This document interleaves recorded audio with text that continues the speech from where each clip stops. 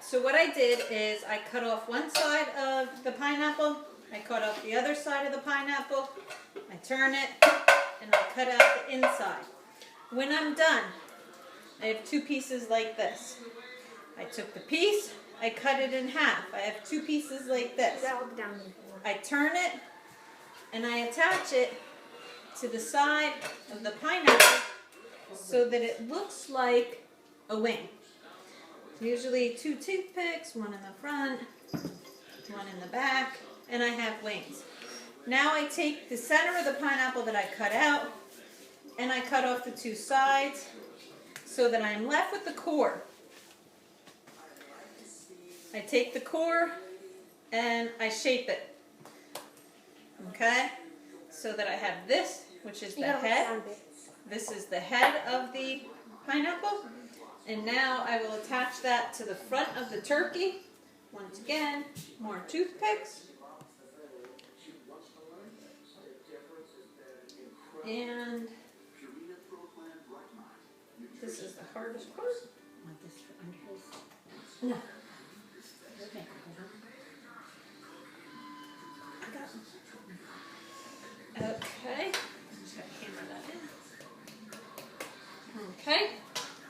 I take a piece of roasted red pepper. That becomes his gobbler. I stick that in under his head. Again, I use my knife to hammer it in. Cut that piece off later. I have 2 star anise.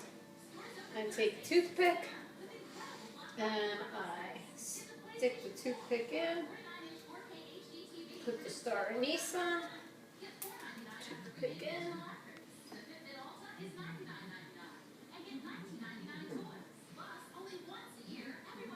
And I have the turkey's eyes.